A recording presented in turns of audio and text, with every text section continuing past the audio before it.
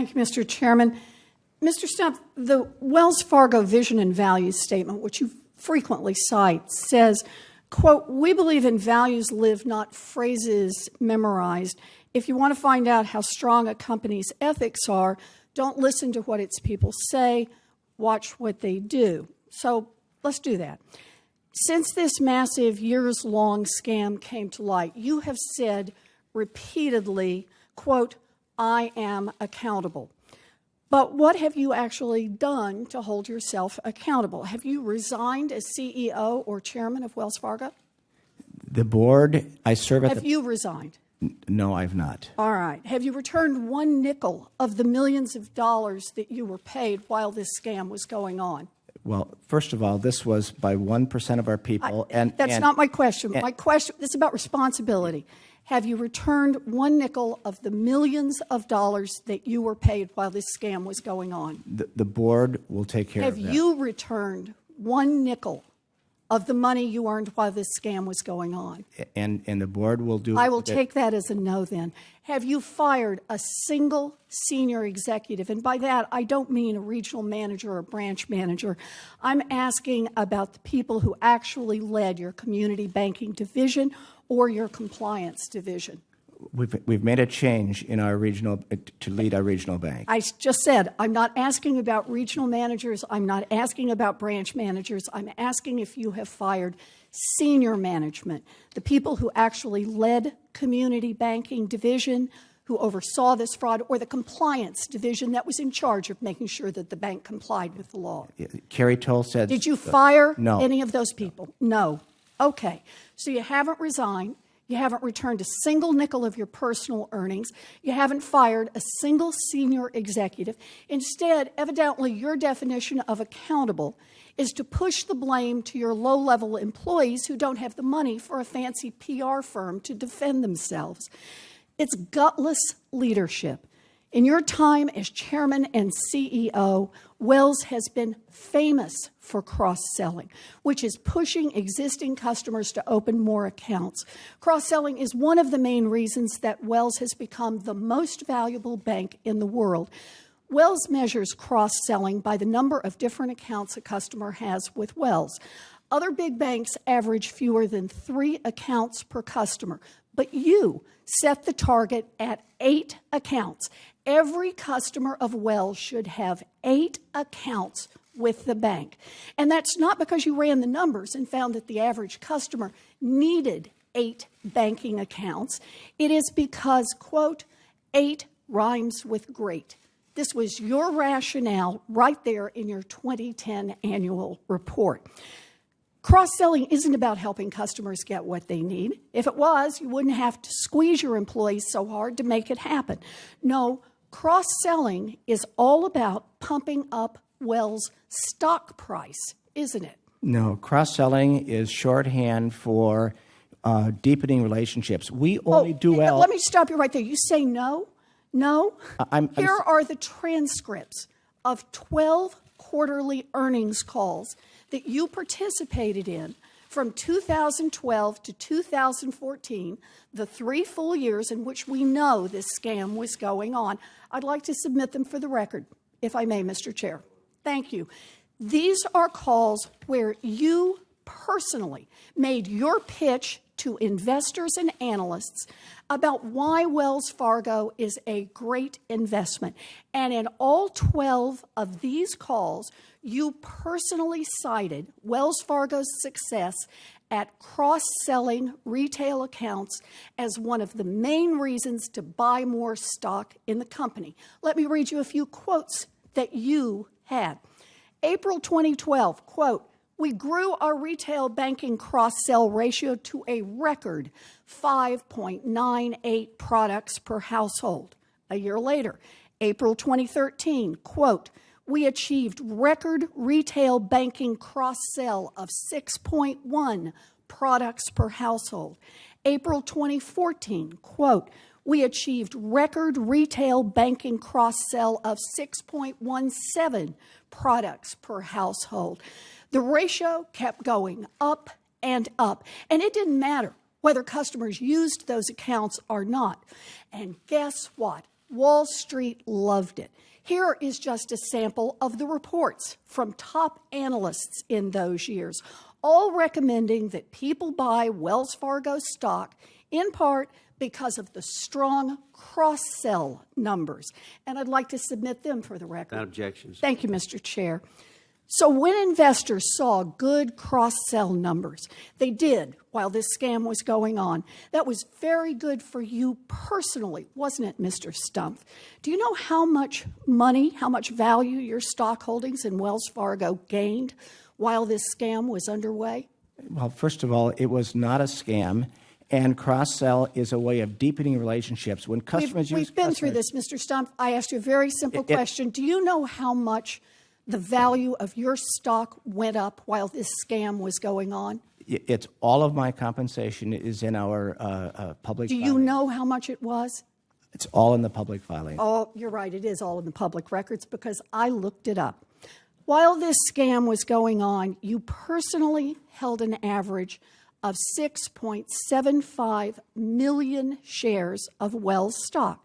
The share price during this time period went up by about $30, which comes out to more than $200 million in gains, all for you personally, and thanks in part to those cross-sell numbers that you talked about on every one of those calls. You know, here's what really gets me about this, Mr. Stumpf. If one of your tellers took a handful of $20 bills out of the cash drawer, they'd probably be looking at criminal charges for theft. They could end up in prison. But you squeezed your employees to the breaking point so they would cheat customers and you could drive up the value of your stock and put hundreds of millions of dollars in your own pocket. And when it all blew up, you kept your job, you kept your multi-million-dollar bonuses, and you went on television to blame thousands of $12 an hour employees who were just trying to meet cross-sell quotas that made you rich. This is about accountability. You should resign. You should give back the money that you took while this scam was going on, and you should be criminally investigated by both the Department of Justice and the Securities and Exchange Commission. You know, this just isn't right. A cashier who steals a handful of 20s is held accountable, but Wall Street executives who almost never hold themselves accountable, not now and not in 2008 when they crushed the worldwide economy.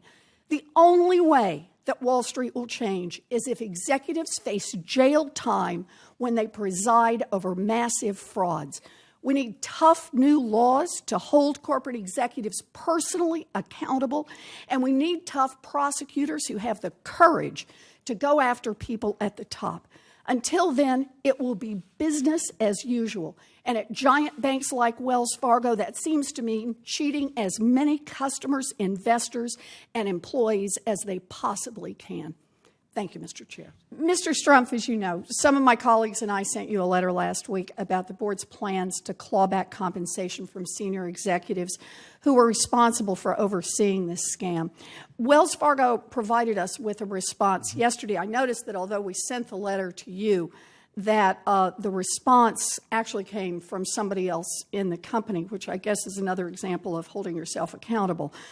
I want to focus now on the mysterious circumstances surrounding Carrie Tolsted's retirement in July.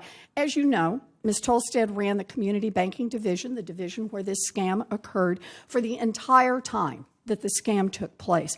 She was in charge of all of the 5,300 employees who were fired, and she oversaw the creation of 2 million fake accounts.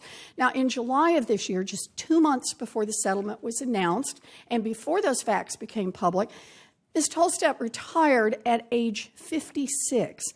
You indicated in the letter, responding to our letter, that she walks away with over $90 million in stock options, and awards. Fortune magazine says it's actually about $125 million. But, and here's the key part, according to Fortune, if Ms. Tolsted had been fired instead of retiring, she would have had to forfeit as much as $45 million of that award.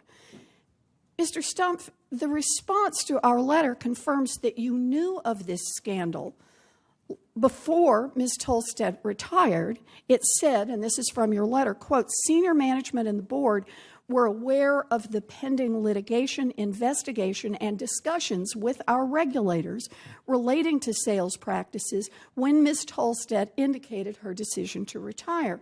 Is that accurate, Mr. Stumpf, what this letter says? Were you personally aware of the massive problem that occurred under Ms. Tolstead's watch in July when she announced her retirement?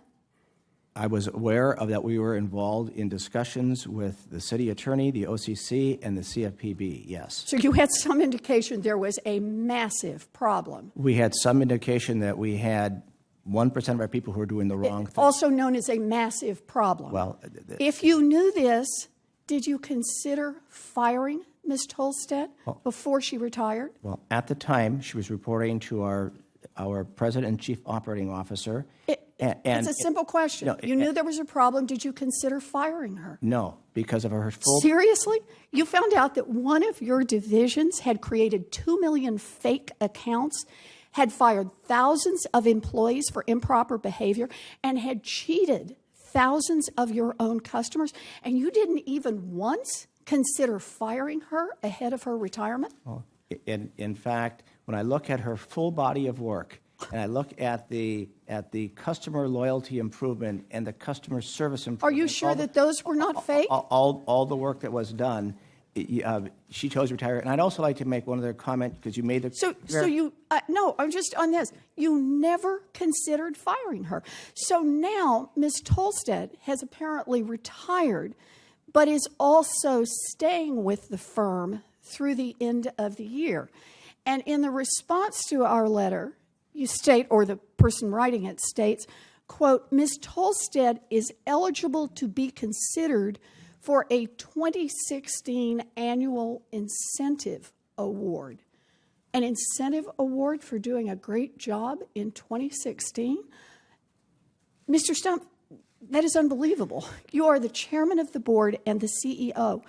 In those roles, do you think it would be appropriate for Ms. Tolstead to get another bonus on top of the millions that she has already gotten as a reward for her role in this massive scam? The board will consider that. I don't want to prejudice the board, but I also want to make one comment. I don't understand that answer. You know, you and your board have already made changes. You've made changes to the compensation scheme for thousands of employees. You've sat here today and talked about that. You've removed sales quotas, I think you told us. You've reformed incentives. Why can that be done quick as a wink across the entire bank? But a question about cutting compensation for a highly placed executive who oversaw a massive fraud takes long deliberation? Why is that? Because there's a board governance process, and we want that to work properly. And whether Carrie was retired or she was fired, there'd be no difference with respect to how the board can deal with that. I'm sorry. If she was fired, it is my understanding she would not be entitled to large parts of her compensation. It's not just a clawback issue. We're talking about she doesn't get them to begin with if she gets fired, but you let her walk out of the door with a retirement. I don't quite understand. How do you explain this to your own shareholders? There is a process that the board goes through, and they will do that. They've already met, and we want to give that. I don't understand. You keep saying there's, the board, as if these are strangers that you met in a dark alley.